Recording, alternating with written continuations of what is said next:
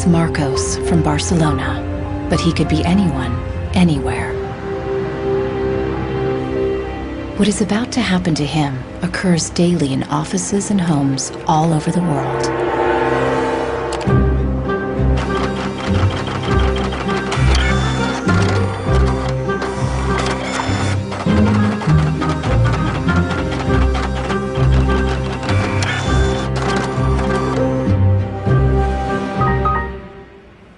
A part inside the printer has failed, and the manufacturer sends Marcos to technical support. El meu tècnic fa un diagnòstic previ, pero aquest diagnòstic ja són 15 euros més IVA. Seguramente será difícil encontrar las piezas para poder repararla. Realment, reparar-la no li surt molt a compte. Que reparar-la parlem d'uns 110, 120 euros. Tienes impresoras desde 39 euros. Jo t'aconsellaria que miressis impressores noves. Així que, sens dubte, jo em compraria una nova, It's no coincidence that all three shopkeepers suggest buying a new printer. If he agrees, Marcos will become yet another victim of planned obsolescence, the secret mechanism at the heart of our consumer society. Our role in life seems to be just to consume things with credit, to borrow money to buy things we don't need. Nous vivons dans une société dominée par une économie de croissance dont la logique est non pas croître pour satisfaire les besoins, mais croître pour croître. So if the consumer does not purchase, the economy is not going to grow. Planned obsolescence, the desire on the part of a consumer to own something a little newer, a little sooner than is necessary. This film will reveal how planned obsolescence has defined our lives ever since the 1920s, when manufacturers started shortening the lives of products to increase consumer demand. Also hat man sich gedacht, dann beschränken wir einfach die Lebensdauer auf 1000 Stunden. We will find out how designers and engineers were made to adopt new values and objectives. Was back to the drawing board and come out with something that was more fragile. They time those things. They time them. So when you finally paid for them, they're used up. A new generation of consumers has started challenging manufacturers. Is it possible to imagine a viable economy without planned obsolescence, without its impact on the environment? Posterity will never forgive us. Posterity will suddenly find out about the throwaway lifestyles of people in the advanced countries.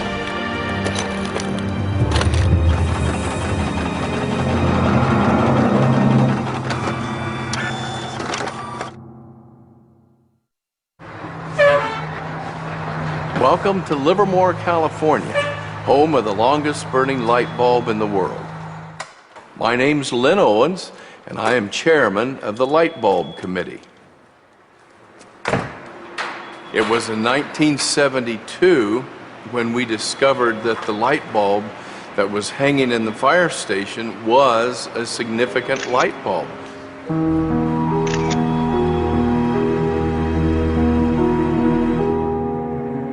The light bulb at the Livermore fire station has been burning continuously since 1901. Ironically, the bulb has already outlasted 2 webcams.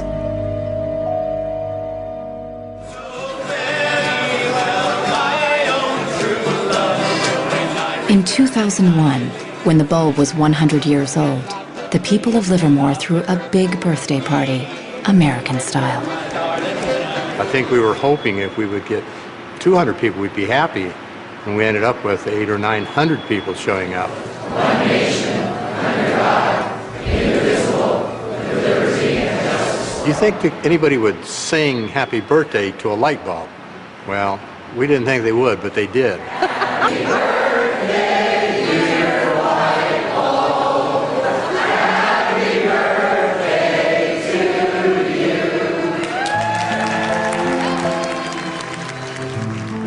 The origin of the bulb was, it was produced in a town called Shelby, Ohio, back around 1895, and put together by some very interesting ladies that I have some pictures of, and some gentlemen that invested in the company. The filament was invented by Adolphe Chaillet. He invented his filament to last.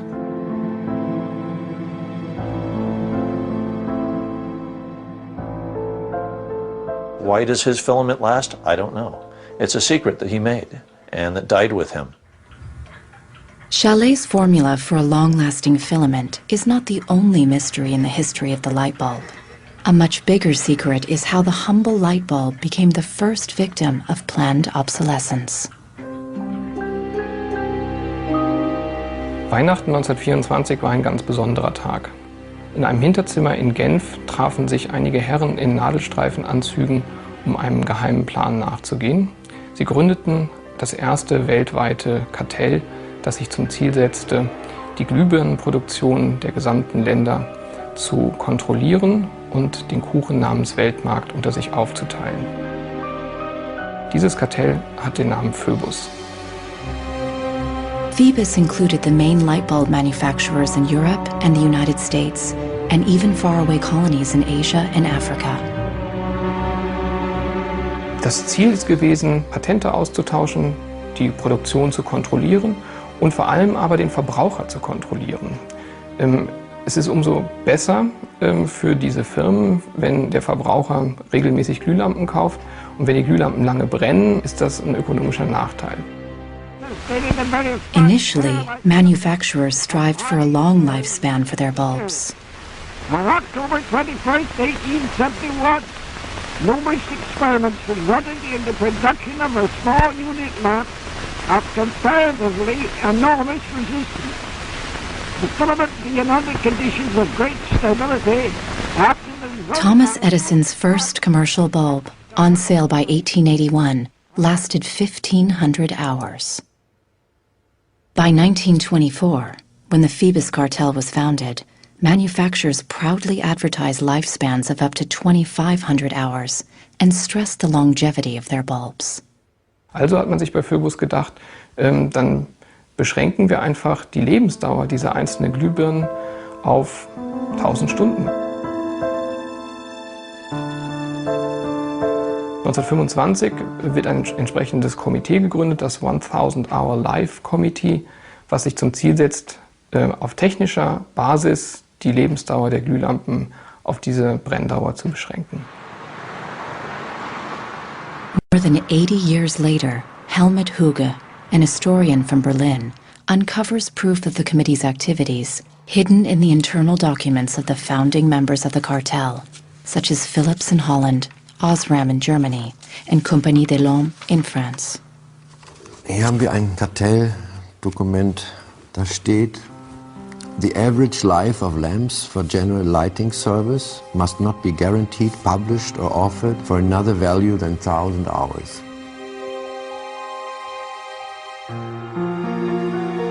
Under pressure from the cartel, member companies conducted experiments to create a more fragile bulb that would conform with the new 1,000-hour rule.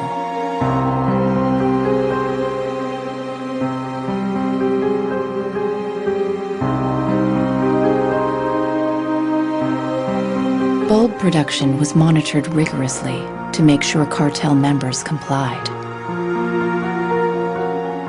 Eine Maßnahme bestand beispielsweise darin, einen Prüfstand zu errichten, in dem viele kleine Sockel zu finden sind, in die dann wiederum einzelne Exemplare aus verschiedenen Produktionsreihen eingeschraubt wurden, und Firmen wie Osram haben dann genauestens protokolliert, wie lange diese Lampen brannten.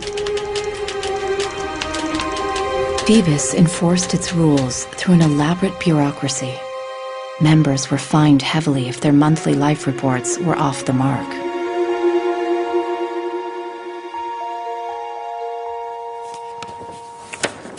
Hier haben wir eine Straftabelle aus dem Jahr 1929, die genau zeigt, wie viel Schweizer Franken Strafe für 1000 verkaufte Glühbirnen die Mitglieder des Kartells zahlen müssen, wenn die Lampen länger halten als zum Beispiel 1500 Stunden.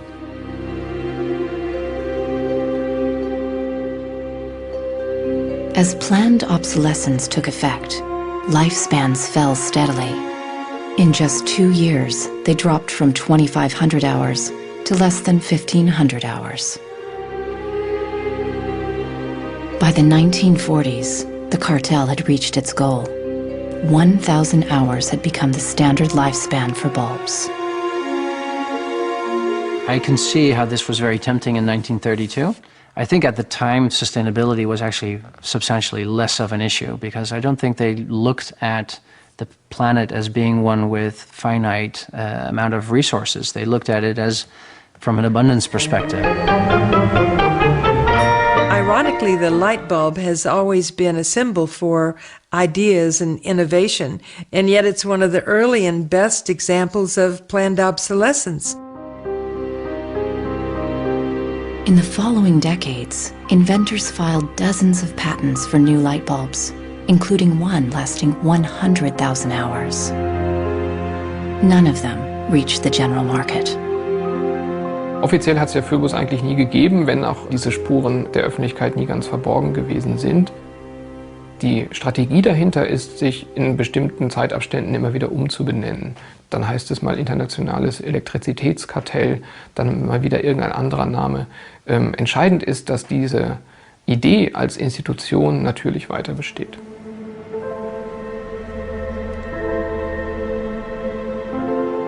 In Barcelona, Marcos hasn't followed the advice of the shopkeepers to replace his printer. He's determined to repair it, and has found somebody on the internet who has discovered what has actually happened to his printer. It's the dirty little secret of inkjet printers. I tried to print a document and it said parts inside your printer require replacement, so I decided to do a little servicing of my own. Hello, Marcos. I got your message. Marcos has contacted the author of the video. How are you? I looked into it, and it turns out that there's a thing in the bottom of the printer called a waste ink reservoir.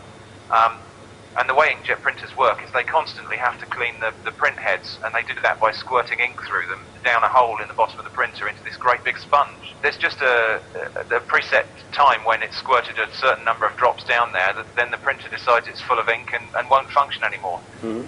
The justification is they don't want to put ink all over your desk. But I think the problem goes deeper than that. It's the way the technology works. It's just designed to fail.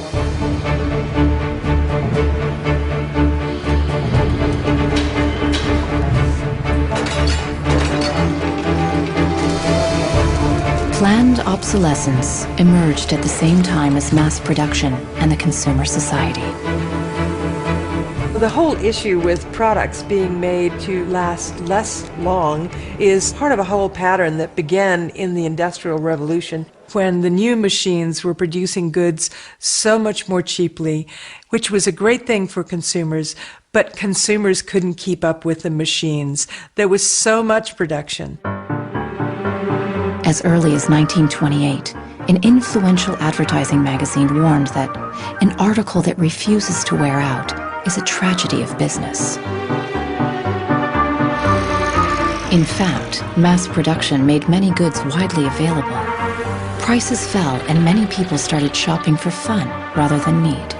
The economy was booming.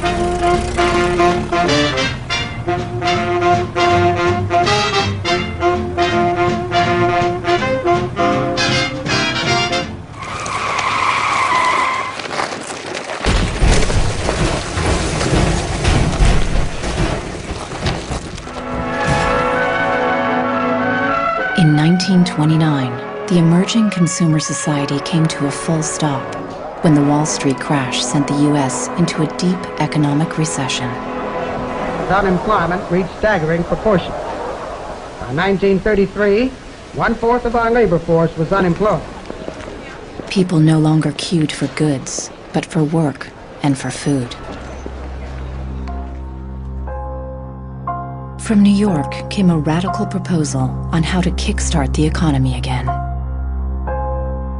Bernard London, a prominent real estate broker, suggested ending the Depression by making planned obsolescence compulsory by law. It was the first time the concept was put into writing. Under Bernard London's proposal, all products would be given a lease of life with a set expiry date, after which they would be considered legally dead. Consumers would turn them over to a government agency where they would be destroyed. He was trying to achieve a balance between capital and labor where there would always be a market for new goods. So there would always be a need for labor and there would always be a reward for capital. Bernard London believed that with compulsory planned obsolescence, the wheels of industry would keep turning, people would keep consuming, and everyone would have a job.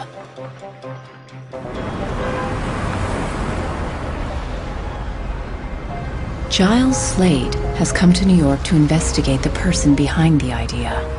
He wants to find out if for Bernard London, planned obsolescence was purely about profits or about helping the unemployed. I have a picture of Bernard London. Dorothea Weitzner remembers meeting Bernard London in the 1930s during a family outing. Don't tell me which one he is. And let's see. Oh, isn't that interesting? Yes.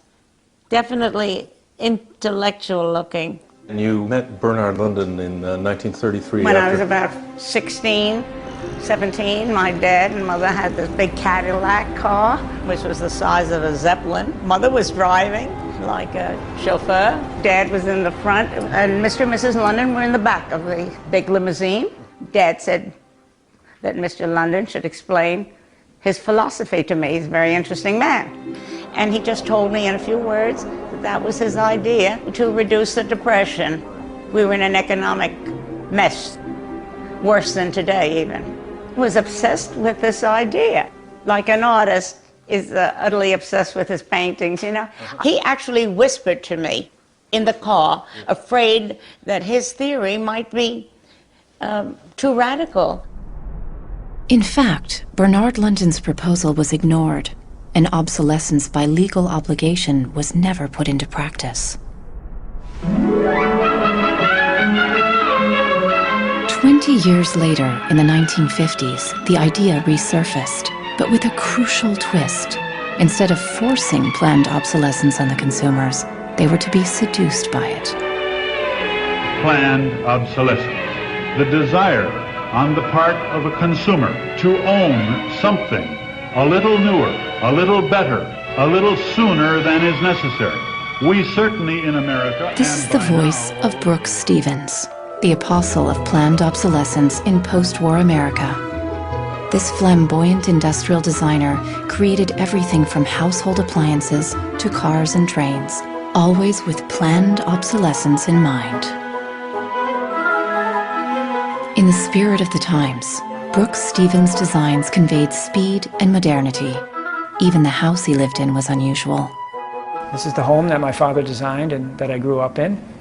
When it was being built out in the suburbs, everybody thought it was going to be the new Greyhound bus station because it did not look like a traditional home. One of the most important things that my father felt always in designing a product is that it made a statement. He detested products that were bland and really did not, create any desire within the consumer to inspire the purchase. Unlike the European approach of the past where they tried to make the very best product and make it last forever, meaning you bought such a fine suit of clothes that you were married in it and then buried in it and never a chance to renew it, the approach in America is one of making the American consumer unhappy with the product that he has enjoyed the use of for a period, have him pass it on to the second-hand market and obtain the newest product with the newest possible look. Brooks Stevens traveled all over the U.S. to promote planned obsolescence in speech after speech. His approach became the gospel of the time.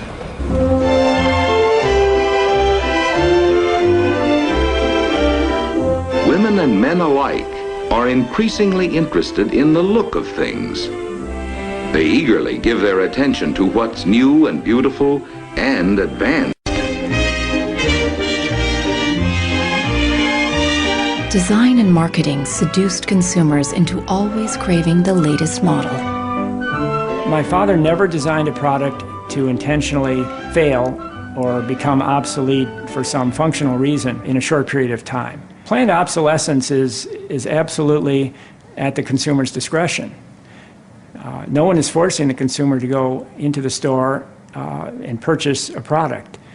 They go in under their own free will. That's their choice.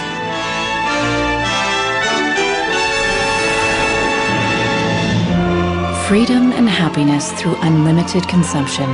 The American way of life in the 1950s became the foundation for the consumer society as we know it today.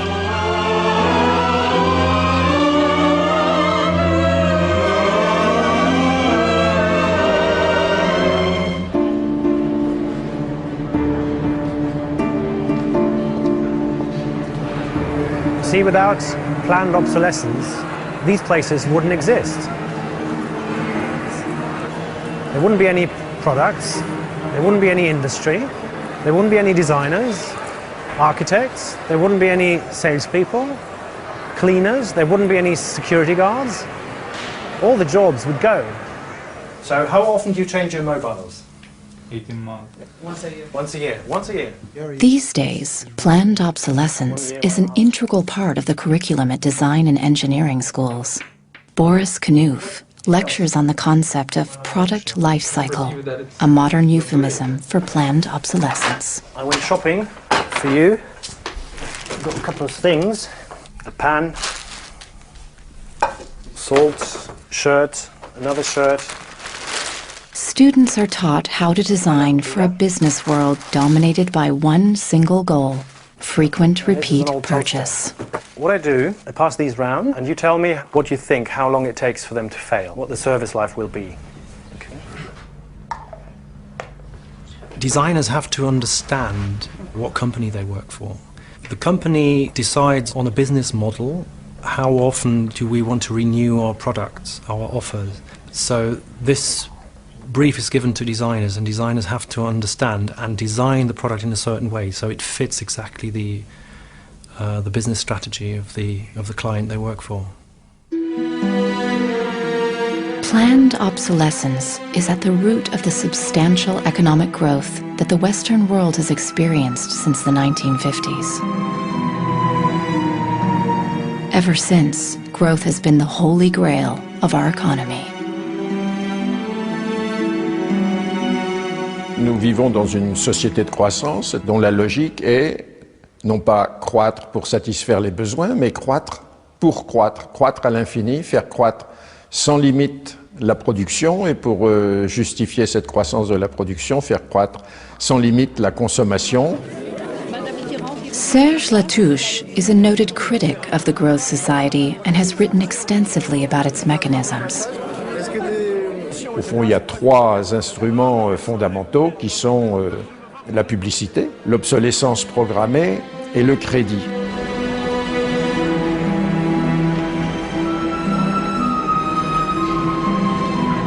In the last generation or so, our role in life seems to be just to consume things with credit, to borrow money to buy things we don't need. That makes no real sense to me at all.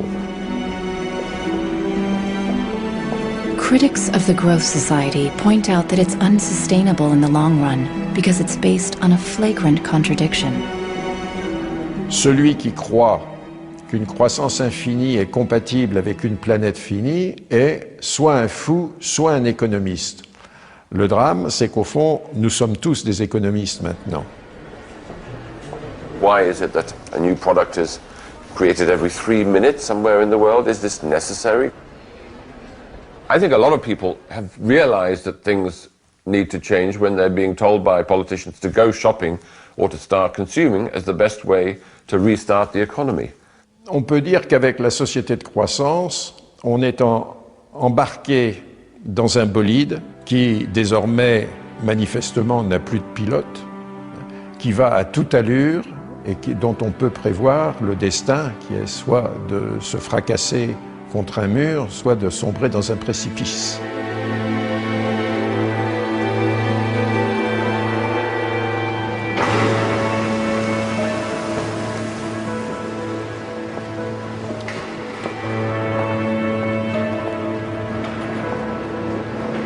Looking at the service manuals of different printers, Marcos realizes that the lifespan of many printers is set by the engineers right from the start.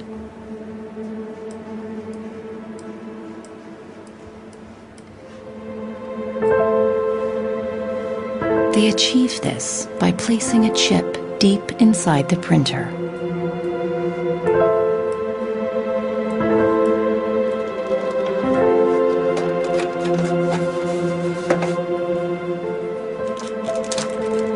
I he trobat el xip, que és una EEPROM, que és un xip on es guarda una compta d'impressions. I quan s'arriba a una determinada compta és quan es bloqueja la impressora i deixa d'imprimir.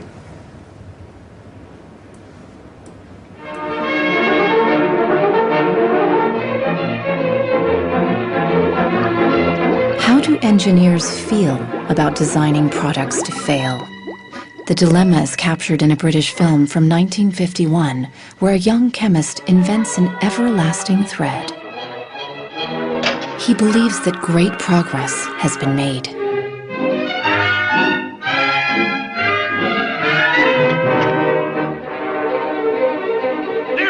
But not everyone is happy with his discovery, and soon he finds himself on the run, not only from the factory owners, but also from the workers, all fearing for their jobs.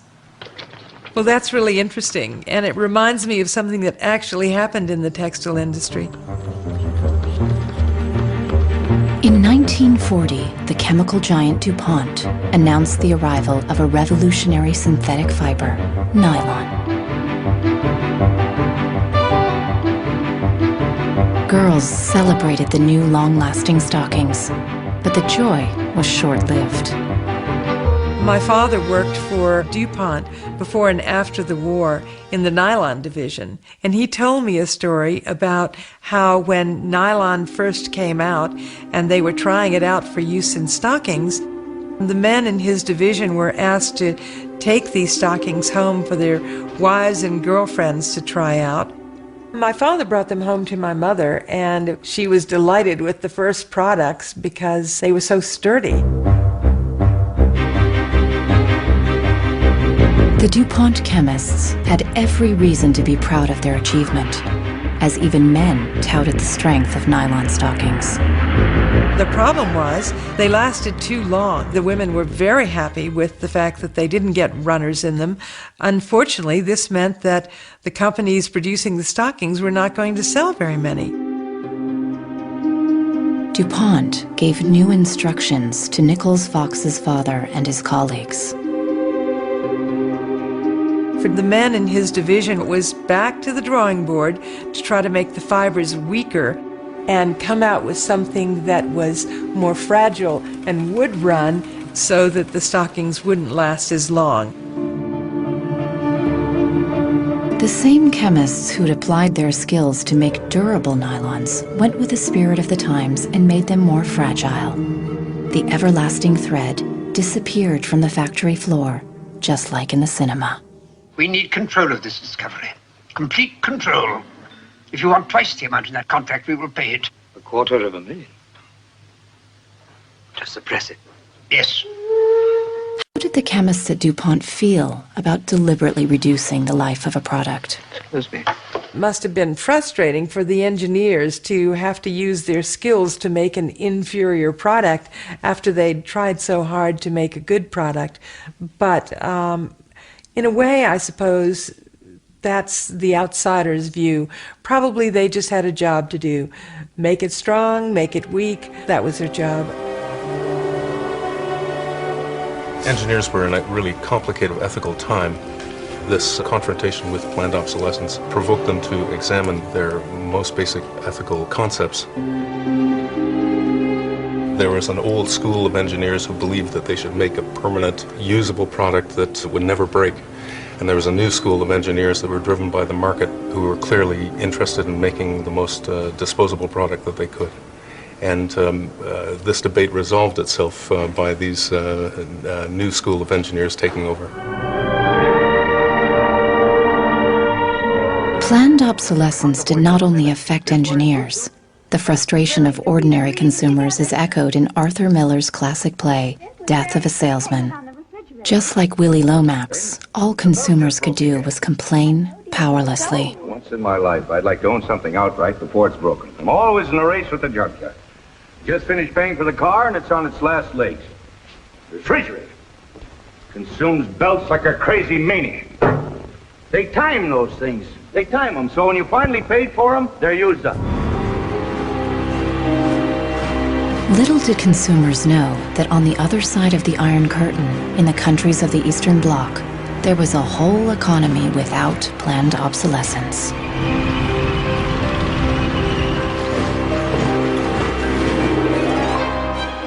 The communist economy was not ruled by the free market, but centrally planned by the state. It was inefficient and plagued by a chronic shortage of resources. In such a system, planned obsolescence did not make any sense. In former East Germany, the most efficient communist economy, official regulations stipulated that fridges and washing machines should work for 25 years. Hier dieser DDR-Kühlschrank, den habe ich 1985 gekauft. Der ist also mindestens 24 Jahre alt. Und die Glühbirne ist ebenso alt, habe ich noch nie ausgewechselt. Die ist also auch schon fast 25 Jahre alt. In 1981, a lighting factory in East Berlin launched a long-life bulb. They took it to an international lighting fair, looking for buyers from the West. Als die ostdeutschen Glühlampenhersteller 1981 diese Langlebensdauerglühlampen auf der Hannoveraner Messe präsentierten, meinten ihre Westkollegen, ihr wollt euch wohl alle arbeitslos machen. Woraufhin die NAVA-Leute, Ingenieure, antworteten, nein, im Gegenteil, indem wir Ressourcen schonen und den Wolfram nicht verpulvern, behalten wir gerade unsere Arbeitsplätze. The Western buyers rejected the bulb. In 1989, the Berlin Wall came down. The factory was closed, and the East German long-life bulb went out of production. Now, it can only be found in exhibitions and museums.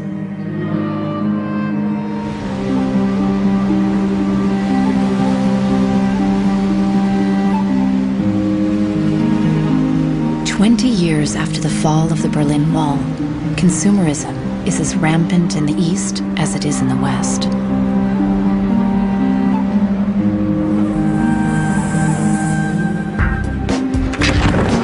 But there is one difference. In the age of the internet, consumers are ready to fight against planned obsolescence. The first movie we made that really broke through was a movie about the iPod. And I was completely broke. And I'd gotten this iPod, it was like $500, $400. And about 8 months later, 12 months later maybe, the battery died in it. And I called Apple to ask them to replace the battery. And their policy at the time was to tell their customers to buy a new iPod. You might as well go get a new one. Apple doesn't offer? No. Apple doesn't offer a new battery for the iPod? No.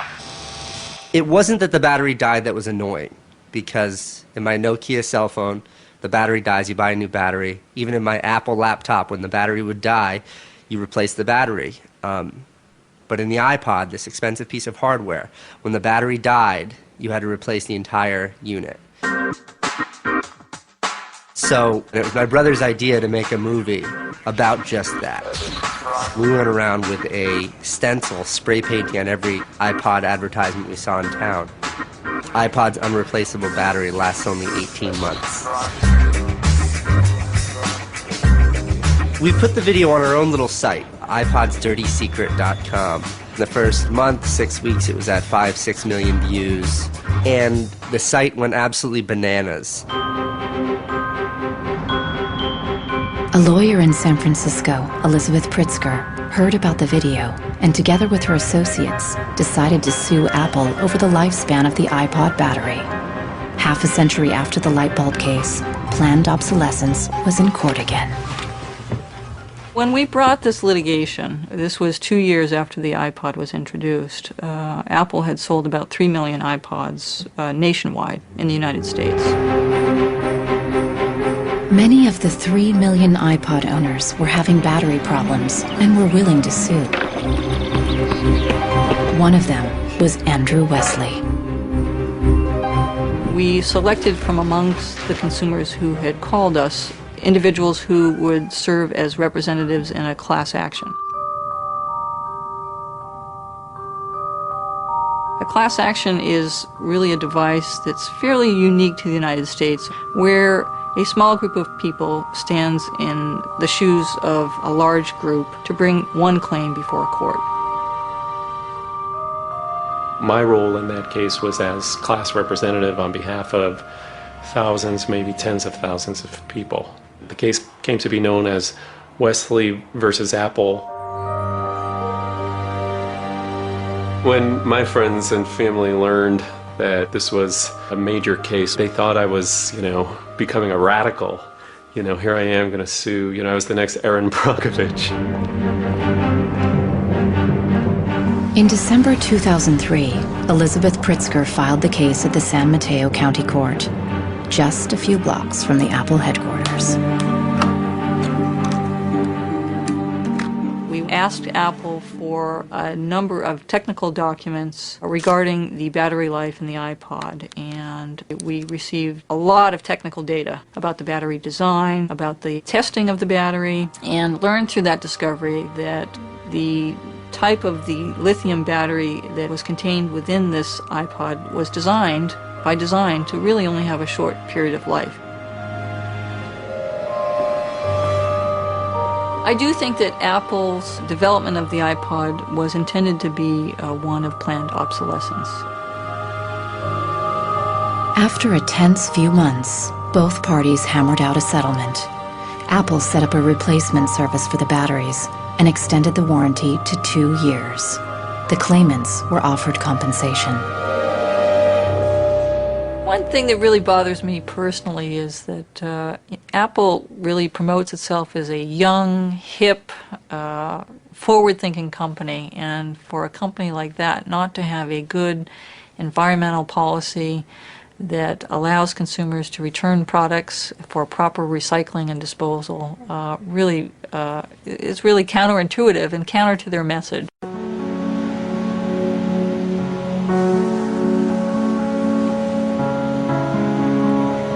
Planned obsolescence produces a constant stream of waste, which is shipped to third world countries, such as Ghana in Africa. It's been between 8 and 9 years now when I noticed that loads and loads of containers were coming to this country with electronic waste. We're talking about end-of-life computers, end-of-life television sets, which nobody wants in the developed countries. Shipping electronic waste to third world countries is forbidden by international law, but the merchants use a simple trick. They declare the waste as second-hand goods.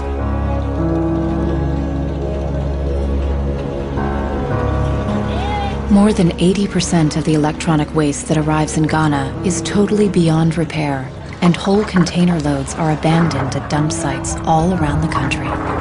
We are at the dump site here in Agbogloshi. In the past, we have this beautiful river called the Odo River, that meandered its way through this area. It was teeming in the past. It had so much fish. We actually attended a school not very far away from here. So we'd come play football and hang around the river. The fishermen would organize boat rides, I remember very well. But now it's all finished, it's all gone. And that makes me really, really sad. And it makes me angry.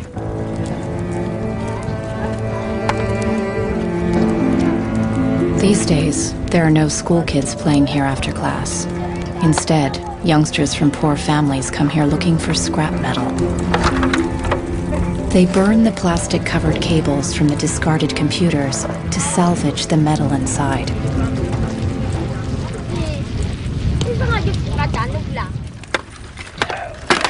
What is left is picked through by the younger children who are looking for any tiny pieces of metal which the older boys may have missed.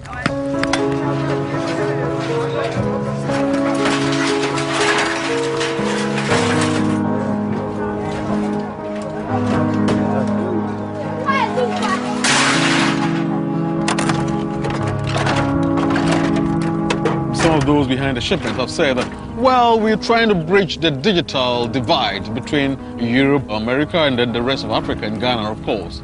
But the reality is that these computers that are sent here simply do not work. There's no point in receiving electronic waste when you cannot deal with it, more so when you did not produce it and your country is being used as the world's trash bin.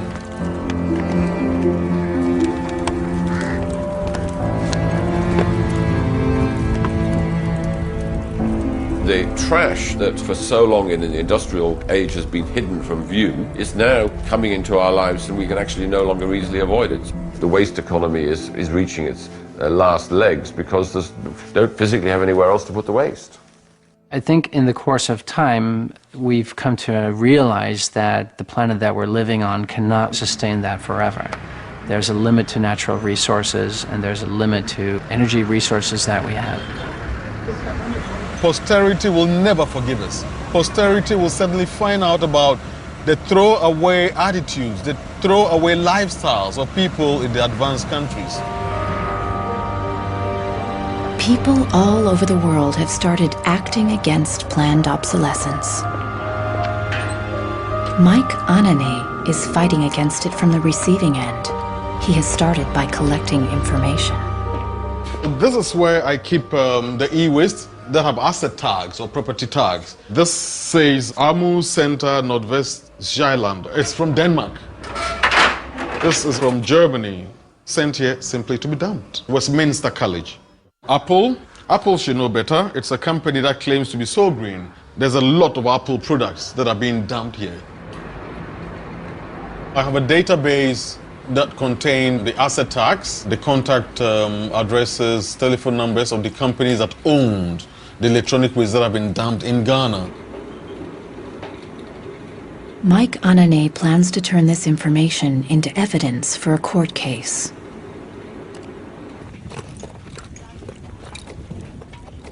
We need to take some action, some punitive measure. We need to sue people so they stop dumping e-waste in Ghana.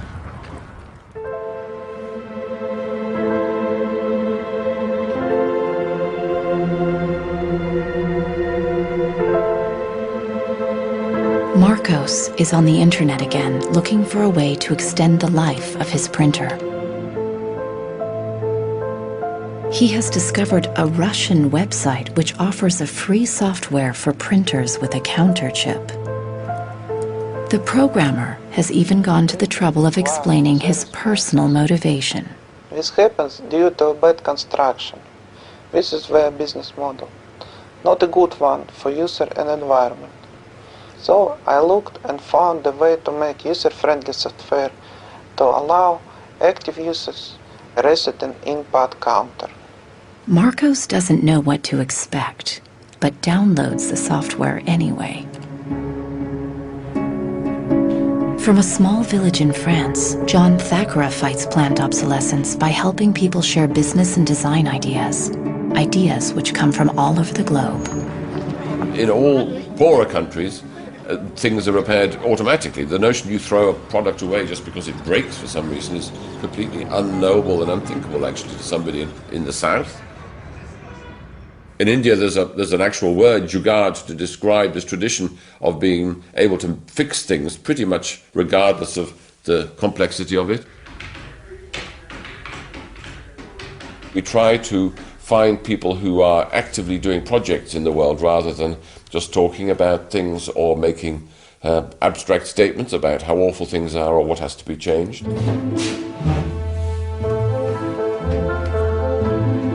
One of these people is Warner Phillips, descendant of the dynasty of light bulb manufacturers.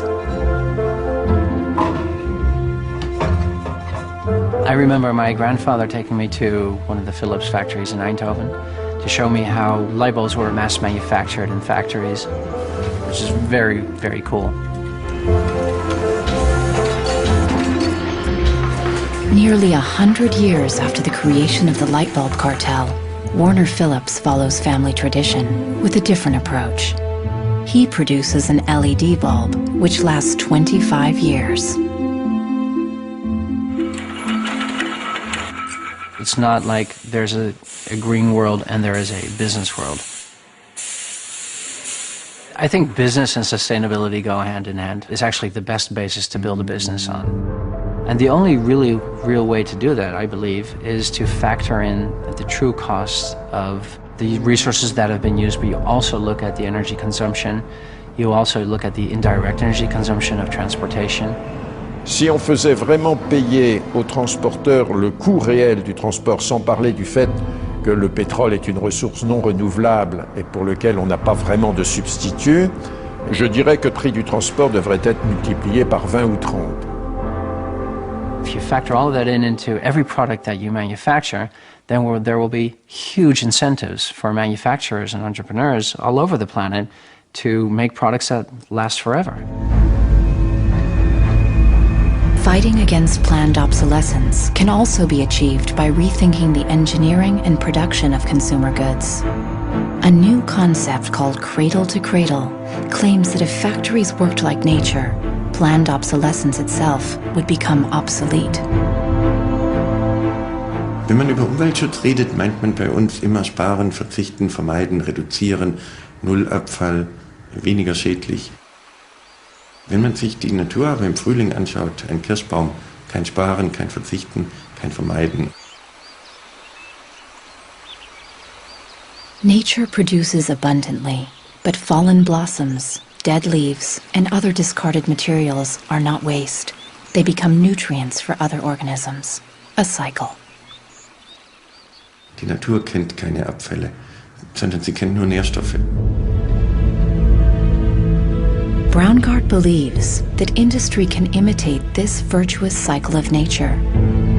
He proved that this is possible when he redesigned the production process of a Swiss textile company. Wenn man zum Beispiel so einen Stoff hat, dazu ein Sofa damit bezieht oder einen Stuhl, dann sind die Zuschnitte, was man abschneidet, so giftig, dass es als Sondermüll entsorgt werden muss. Braungart found that hundreds of highly toxic dyes and chemicals were routinely used at the factory. For the production of the new fabrics, Braungart and his team reduced the list to 36 substances, all biodegradable. Wir suchen jetzt alle Zutaten raus, dass man sie auch essen könnte. Das heißt, ihr könnt die klein schneiden und in Müsli packen, wenn Sie wollen. Wenn man eine Müllgesellschaft hat, ist jedes kurzlebige Produkt natürlich ein Müllproblem. Wenn es aber eine Gesellschaft ist, die Nährstoffe macht, ist jedes kurzlebige Produkt wieder eine Chance, etwas Neues zu machen. For the more radical critics of planned obsolescence, reforming production is not enough. They want us to rethink our entire economic system and our values. C'est une vraie révolution. C'est d'abord une révolution culturelle, parce que c'est un changement de paradigme, c'est un changement de mentalité. This revolution is called degrowth. Serge Latouche travels from conference to conference explaining how to get out of the growth society altogether.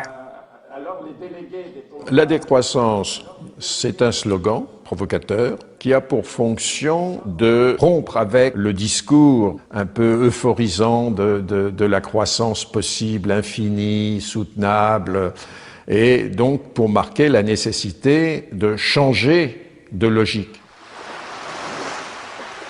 L'essentiel du programme, en quelque sorte de la décroissance, tient en un mot réduire. Réduire notre empreinte écologique, réduire nos gaspillages, notre surproduction, notre surconsommation. Réduisant la consommation, en réduisant la production, mais en libérant du temps libre, on peut développer d'autres formes de richesse qui ont l'avantage de ne pas s'épuiser quand on les consomme, comme l'amitié, le savoir. We increasingly rely on objects to give us a sense of self-esteem and identity. It's partly the consequence of the breakdown of things that used to give us identity, like membership of a community or relationship to the land, or all sorts of soft and social things which have been replaced by consumerism. Si le bonheur dépendait du niveau de consommation, on devrait être dans la félicité absolue, parce que nous consommons 26 fois plus que du temps de Marx, mais toutes les enquêtes montrent que les gens ne sont pas 20 fois plus heureux, parce que le bonheur est toujours quelque chose de subjectif, évidemment. Critics of degrowth fear that it will destroy the modern economy and take us straight back to the Stone Age. Revenir à une société soutenable, c'est-à-dire une société dont l'empreinte écologique ne dépasse pas une planète, eh bien, ça n'est pas revenir à l'âge de pierre, c'est revenir, toutes choses égales d'ailleurs, pour un pays comme la France, aux années 60. Ça n'est pas vraiment l'âge de pierre. On peut dire que la société de décroissance réalise la vision de Gandhi qui disait le monde est assez grand pour satisfaire les besoins de tous, mais il sera toujours trop petit pour satisfaire l'avidité de quelques-uns.